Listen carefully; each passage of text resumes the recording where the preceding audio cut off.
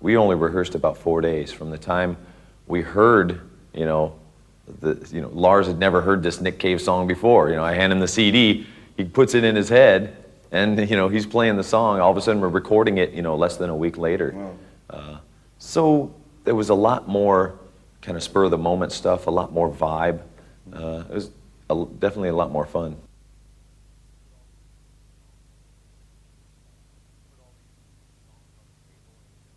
We put all these songs on the table and we just digested them and, spit them out Metallica-style. There's only so much you can kind of mess with the sounds, when you go in to hear back a song or to listen to a mix. Your ear goes right to, I dial in that guitar sound that I love, and that will it's not going to change that drastically. And Lars, his drum sound and things, so it ends up sounding like Metallica.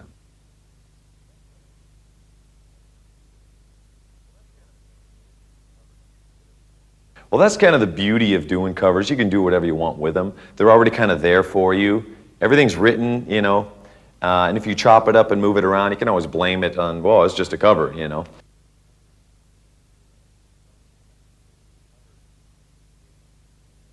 Doing these covers, it kind of tests your musicianship, and you'll go and play things that you wouldn't have written on your own, and it might make your fingers move a different way, and spur you on to try something new.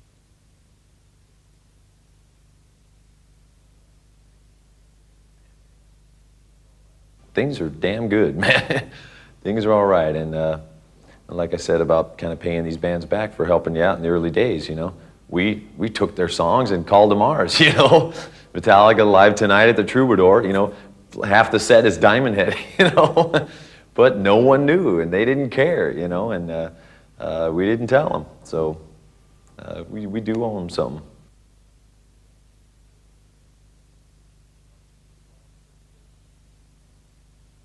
We went into Kirk's basement about 30 hours after the last show from the summer tour, and started knocking these songs around.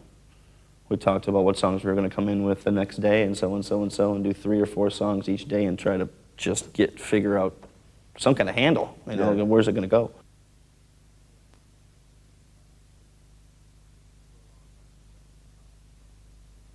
For a long time we've been talking about, doing another Garage Days type of vibe. Set yourself with a deadline so that you can't get it too perfect, keep it all raw and real nice and like that. Not rehearse it too much, not know the songs too much. Go in and really be able to put our own spin on them. That's been talked about for quite a while. A couple of the choices were already made quite some time ago, and then a lot of them have just come about in the last couple of months here, trying to figure out exactly which heroes that we wanted to give the shout out to. That we hadn't already covered that.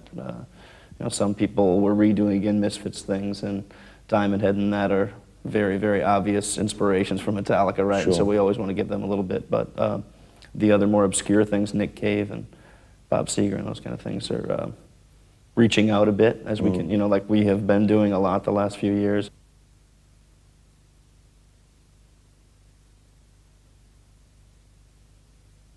First we try on acoustic instruments, then James would try to sing it this way, and then we do just, Lars with the tambourine hits and the, side stick or something like that, trying to feel through it, what moods we were going to create. Then we decided, okay, this has got to be Metallica, man. We're Metallica, right? So let's kick it up a little bit, give it some volume, and play the way we play. Go for what you know, type of thing. And so that's how most of them came about, is that you find a tone that you're comfortable within as a Metallica player, and then put it on there. So we decide together what the tempo is going to be, what the feel is going to be, and then put our own, it has to be our sound still.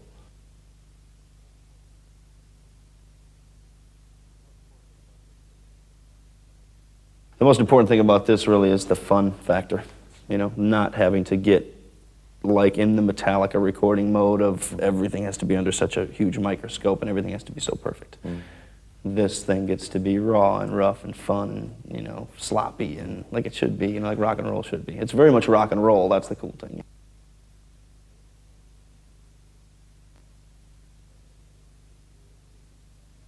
The intention of this is to give credit where credit's due, to give the shout out to our heroes, man. That is the thing, that's why we do it.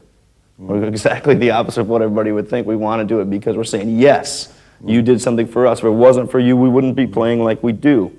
Here you go, man.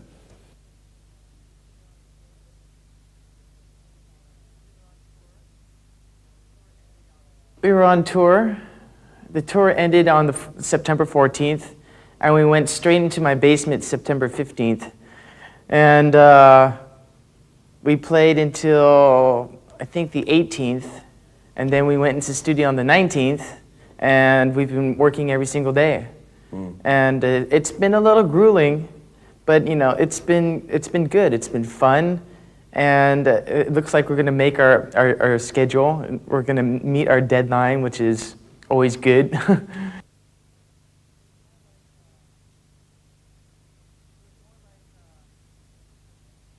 It was more like seeing what we could do, rather than seeing what we would have to get done.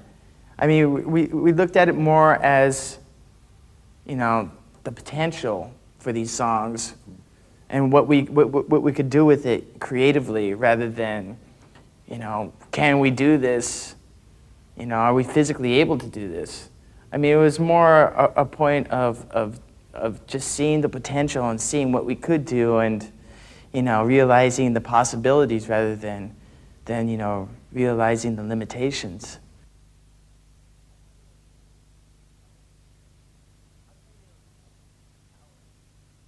I'll tell you how it's been difficult. When I leave the studio, all I hear in my head is Merciful Fate, Diamond Head. I can't get it out of my head. Now I'll sit there and just roll over in my sleep and hear these songs in my head. The guitar playing, the actual physical aspect of the guitar playing is no problem, I didn't really have a problem with that. It's just getting the songs out of my head once I've left the studio. That was the difficult thing.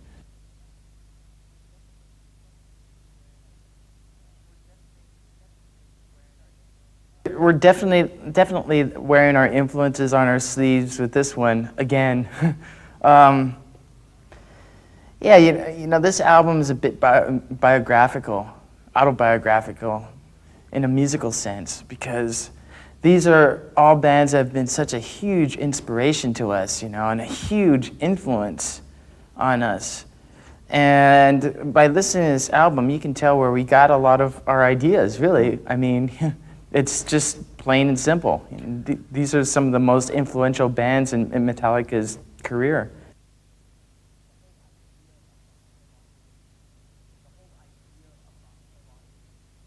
The whole idea about the project, if you generalize, is that because of the nature of our own records, the sort of how we write these songs and then spend sort of like a year recording them and going over every single detail with just a fine comb and sitting there and analyzing everything. What we need all the time and have throughout a career is a project like this to balance the sort of silly ways that we record our own material. We could never be this, I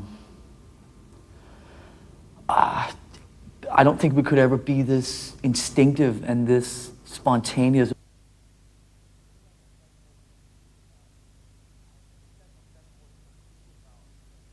I think that's what's so cool about Metallica doing cover songs, that is, it gives us a chance to go in the studio and have a different kind of fun than the sort of process of making our own records. And at the same time, I think now we're at the point in our career where when we used to pick cover songs and record cover songs in the early days, we would sort of stay more within our own territory, our own parameters, and sort of pick all these sort of obscure British metal songs and so on. But now we realize with this project that we could be, and want it to be, a lot more adventurous in the selection, and for the first time also picking songs by artists that we tremendously respect, but that we could also take these songs and kind of alter them enough and make them our own.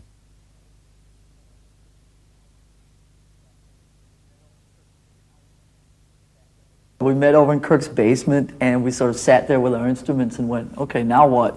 And we started basically going through potential songs that we had thrown at each other during sort of, late night drinking binges in hotel rooms and whatever, and sitting on the plane and blah, blah, blah. And we had a sort of a rough outline of some songs that we thought could work for this project. And that was just about 4 weeks ago. We spent almost a week over at Kirk's house, sort of getting it together, figuring out what we're doing. And then we came here, and having recorded and mixed 11 songs in that period, for us, is just sort of unimaginable.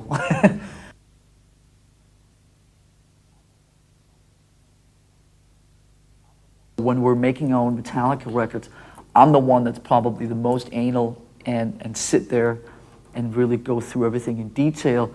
What I was keen on with this project was trying to go as far in the opposite direction as possible, and there were some things when we were recording stuff off the floor in this very room about 2-3 weeks ago, where it was like, hey, wait a minute, that sounds great as is, just the four of us off the floor or whatever, let's just leave it.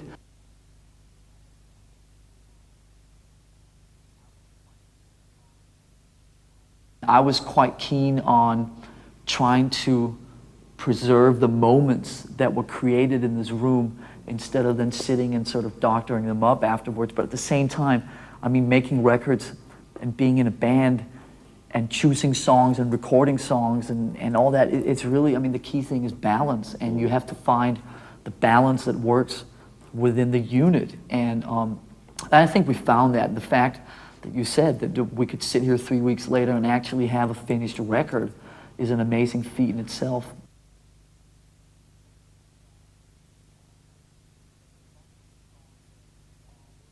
And when you listen to these songs as a bunch, that they all work in their own ways because we're comfortable playing them. We admire and respect the songs, we admire and respect the artists, and it's the key thing for us is that we have to be comfortable playing these songs, and when we're comfortable with something, we can make almost anything, no matter how foreign it is, at least on paper, sound like Metallica.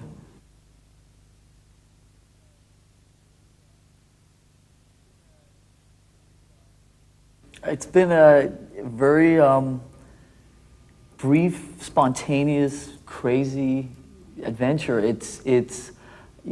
I can't remember the last time we made a record like this. You know, every time we go into the studio, we sort of prepare ourselves for these elongated stretches, and 4 weeks ago, none of this existed.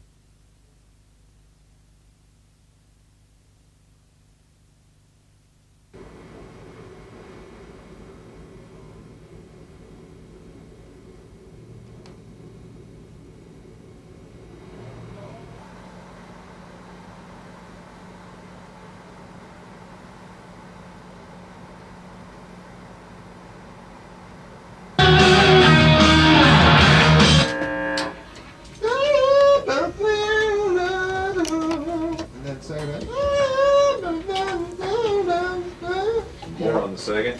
Yeah.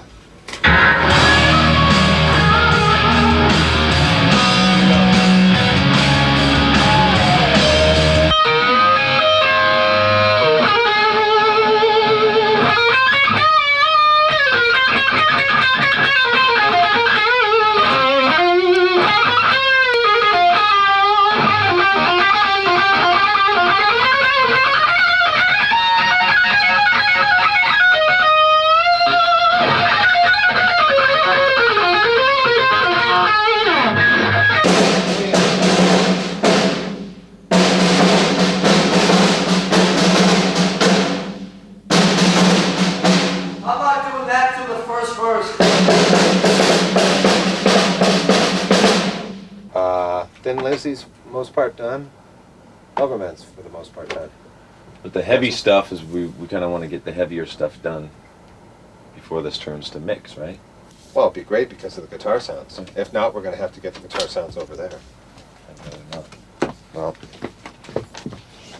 That'd be cool as an uncredited, what do you call it? Segue. Yeah. Huh? It's called a segue. Yeah. Thank you. Segue into the tomorrow show.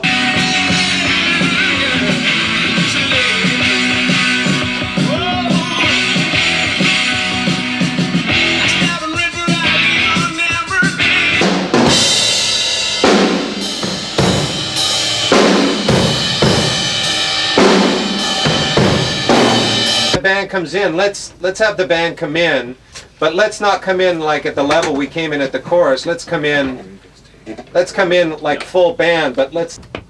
It's not there. Oh! There.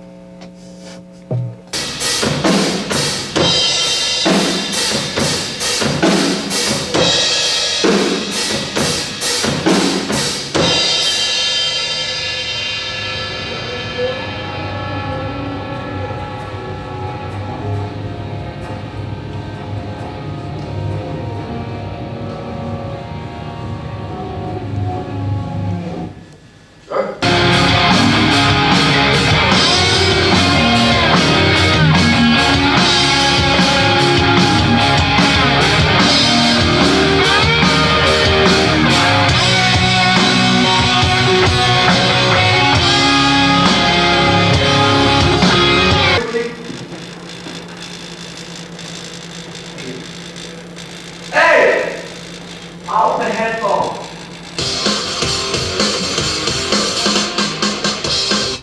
Seven.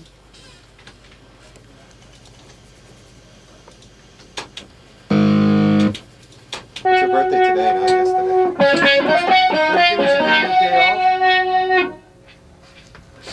The evening would be nice. We should all go for dinner. That's what we should do. That would be nice. I'll go for dinner. Of course, that's awfully social. You should spend time with your wife. You should spend time with your wife. Well, I'm going to do the vocal this afternoon.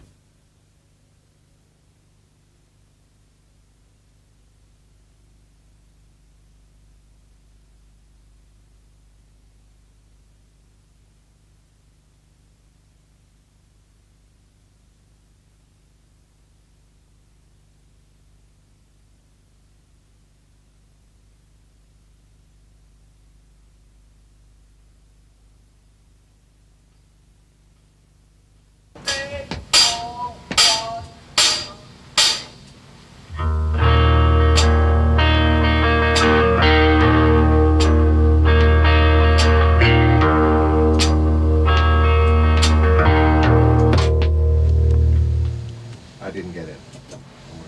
I'm just keeping the very intro.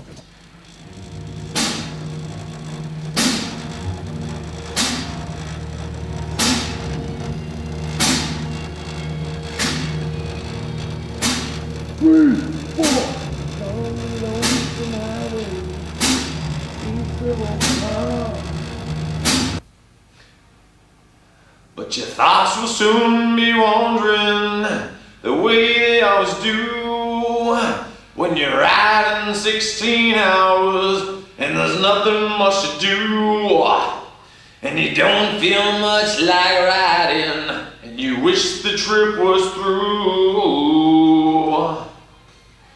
The trip was through and here I am on the road again.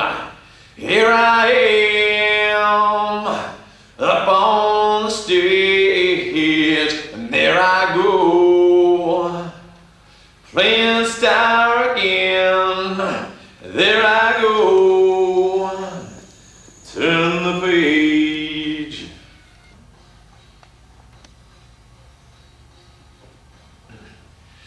Yeah, here I am on the road again. Yeah, there I am up on the stage, and here I go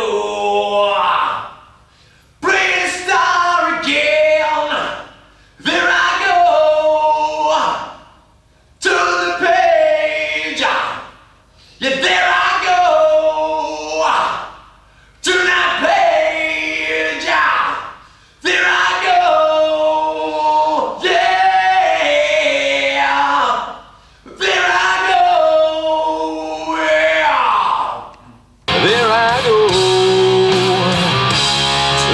fade.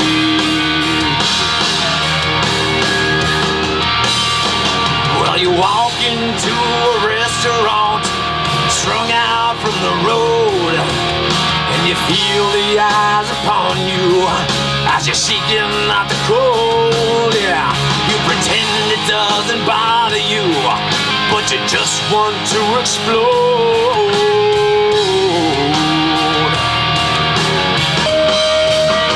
And here I am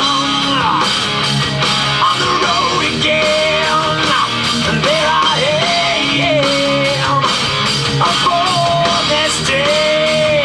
And here I go, praise God again. In the evening, as you lie awake in bed, with the echoes of the amplifiers ringing in your head, you smoke the day's last cigarette, remembering what she said. What she said. Hanging over.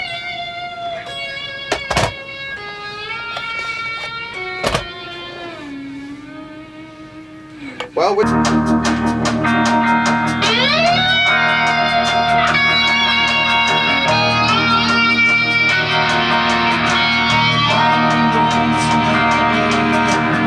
East of Omaha.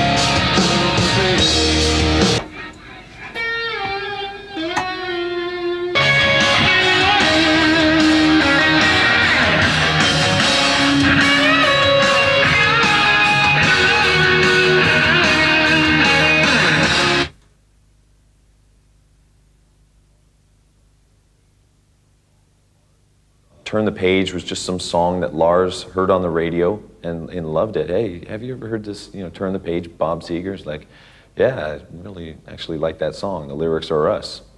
So that was an easy choice.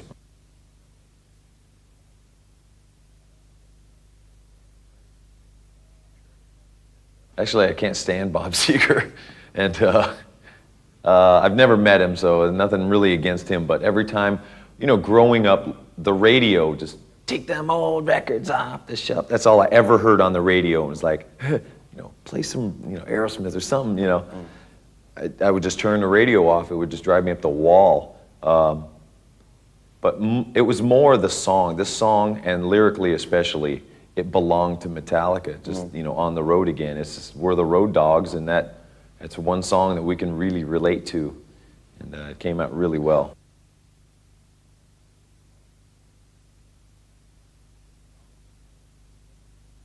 This song, to my knowledge, is the only one that we knew we were going to do years ago because of the lyrical content, and that it was so much Metallica. I mean, just the words that it says, that's Metallica. Yeah. We take our music to the people more than anybody in our genre of music, more, for over the years and years and years. We've been the ones that went on the road and did it. And so that could not be more true for any other band. And so we knew that way back when, I'd say 5 years, 7 years ago maybe even, we knew we were going to do this song. How we were going to spin it, we didn't know. We didn't know if we were going to try to keep the folksy vibe of it, electric piano, what the heck was going to happen until we actually put our hands on the instruments.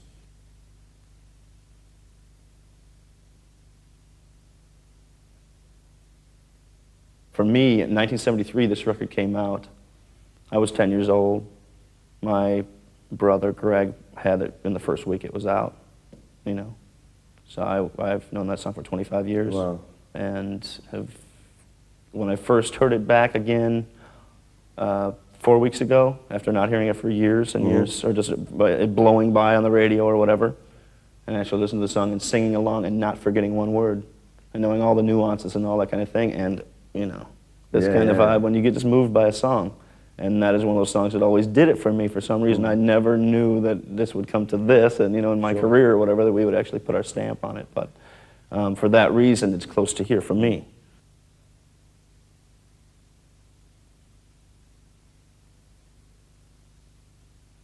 I was born and raised in Michigan, and so was he. Yeah. And so that tie always, just like if somebody's from where you get that kind of thing, you're kind of proud of it or whatever.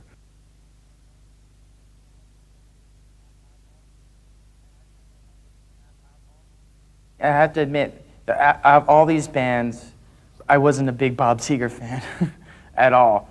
But, when someone suggested Turn the Page, and I thought about it, and I thought, wow, Turn the Page, Bob Seger. And, I don't know.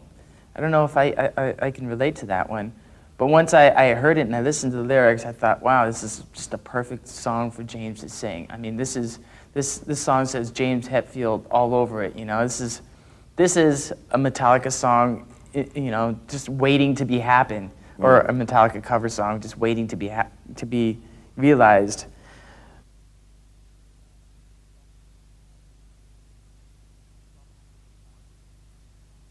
Bob Seger as an artist is not somebody who has sort of done a tremendous amount for me in terms of just the music that inspires me. But that song, so there you talk about a song more so than a catalog or an artist or a history.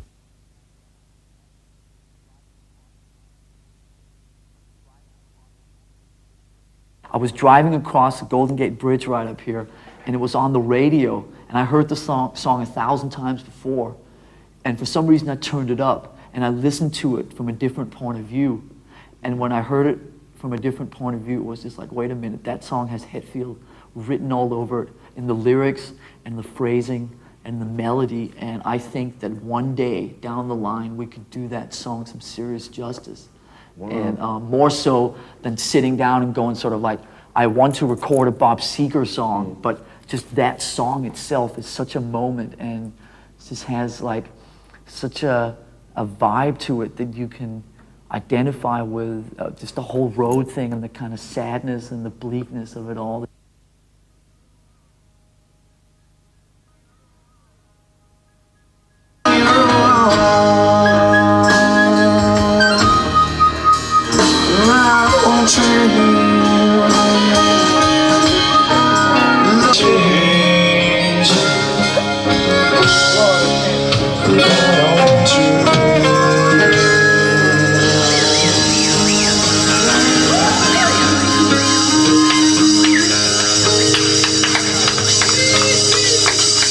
Thanks, Gary. Right on. Thanks, Pop. Gary. Thanks, Pep. Thanks, Jared. Thank you, Het. Thanks, Les. The end of time. Yeah, take off your dress. There's a devil waiting outside your door. There's a devil waiting outside your door. And he's bucking and braying and pawing at the floor. And he's howling with pain and asking for more. There's a devil waiting outside your door. While the empire's burned down, forever and ever and ever, ever, amen. I'm your man. So help me, baby. So help me, baby. 'Cause I am what I am, what I am, what I am, what I am. I'm your lover, man.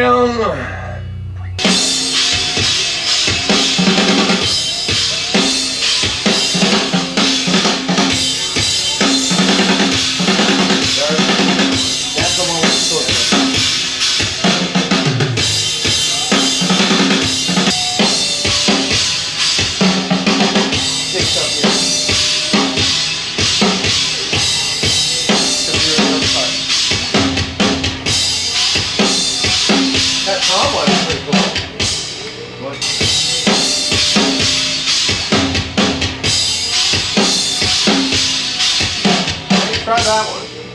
Come on, Lars.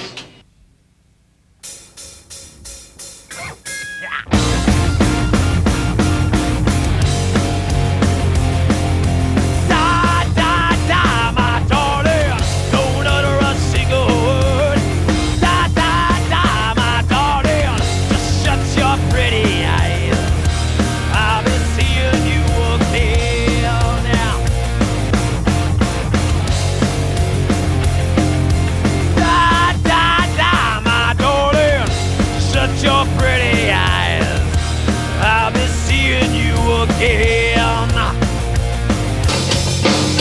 Da da da, my darling, don't utter a single word.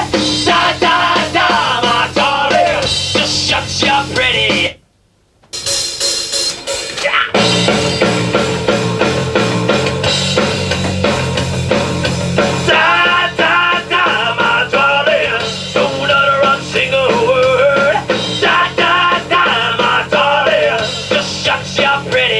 First one.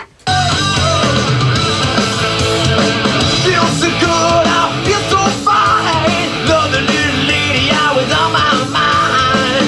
Been alone every night and day. Never gonna leave her, never going away. Oh, lovely. No, she made me feel alright.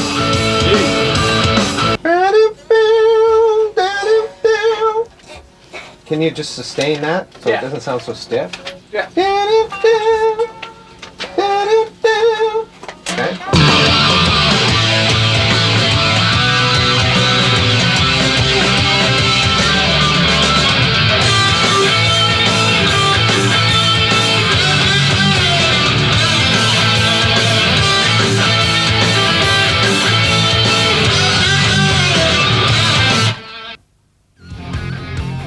Well, the mummified pharaohs pretend dead in their sleep, yeah.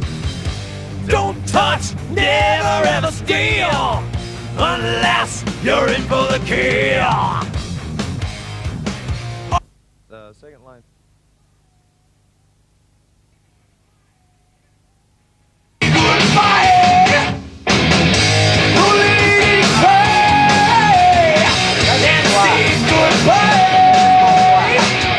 They're good songs. Yeah, you gotta say goodbye. Yeah. Yeah, 'cause I will eat your body.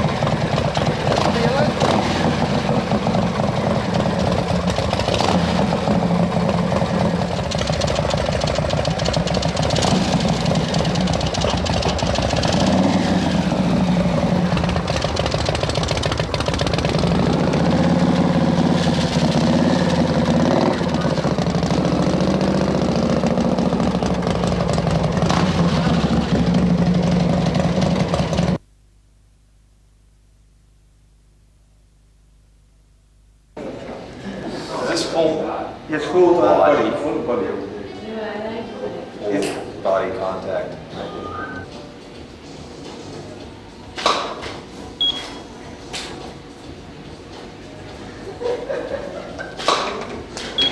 Yeah, no, it's how to figure out some nice thing. Let's keep staring at the camera.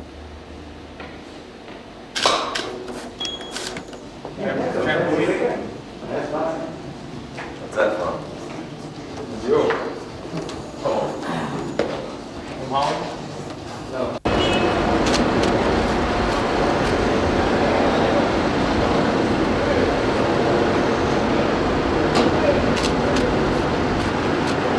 We like nonchalant. If you go a bit more in.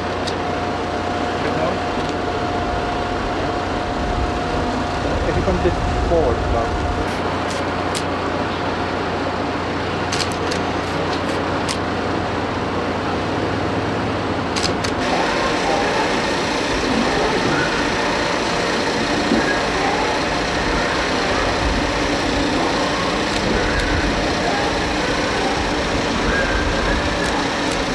that's nice.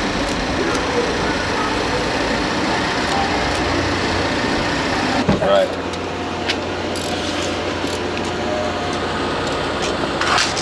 I told you, you're looking at me? You're looking at me? I know it. So, hold it towards you. Look at me.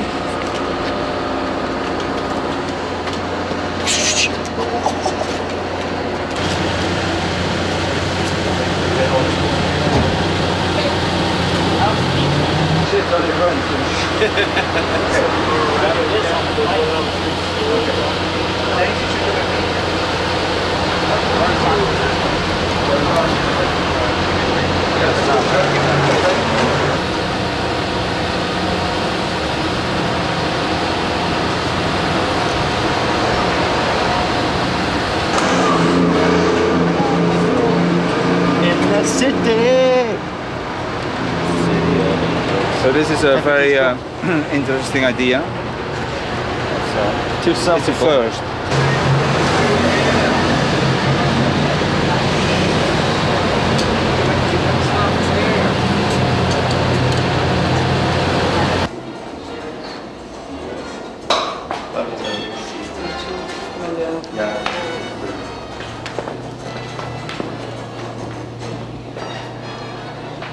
Well, personality.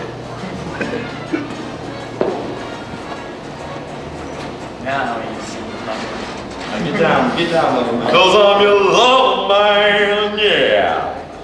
Love, love, yeah. Thanks. And arm at the car, more towards the camera. Okay, very nice. 1, 2, 3. And if you look at each other. Okay, 1, 2, 3. Good. A strong 1, 2, 3. Yeah. Right is right. Come on down. Come on! Our next contestant. What year is that from? That's from This is the other day. This This is these like are- classic. these are- oh, I see. I thought. This is classic stuff.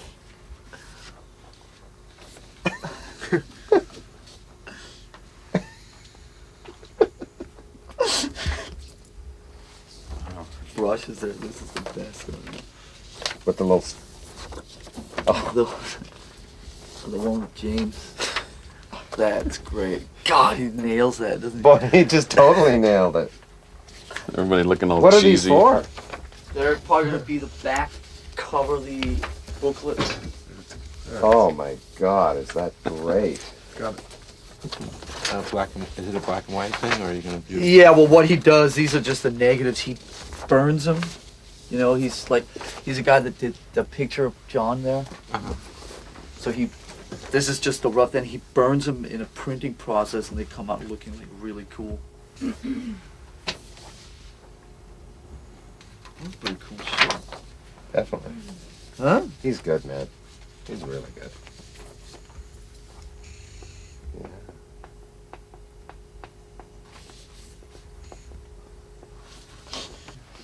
Well, That's too, it just it doesn't work.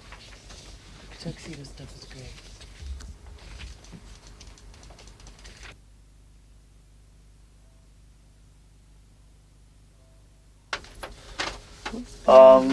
what's going on is Bob is sleeping his hangover off. That's what's going on. While George Marino is, as always, working hard, and I'm just sort of floating around looking at CDs. What's George Marino do here? George Marino takes our master mixes, which would be these, and he tweaks them so they all, when you put them next to each other on a record, that they all have somewhat the same levels, they all have somewhat the same frequencies, they all kind of work together as a unit, wouldn't you say? Isn't that sort of mastering in its like most layman terms? Yeah, we try to max everything out and get everything balanced properly so it's one Right. continuous listening record. And it's loud. And it's loud. And find all the sweet spots and Yeah. and then we play up on that a little bit.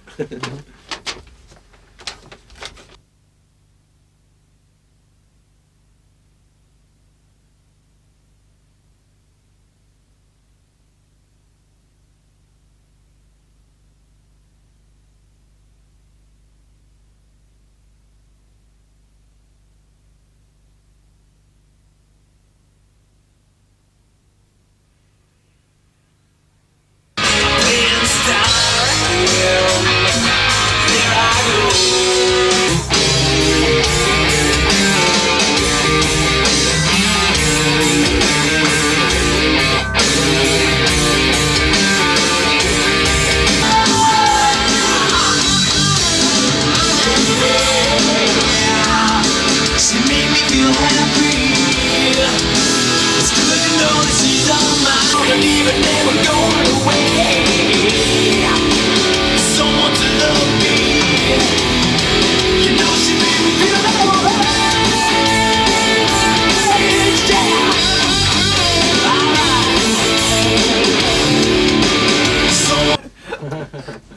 Leave Mike Fraser's voice in there? Okay.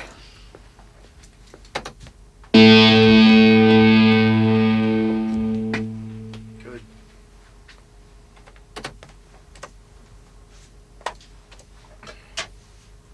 Okay, so we got to backtrack to the end of Electric and see. Let's see what I have here.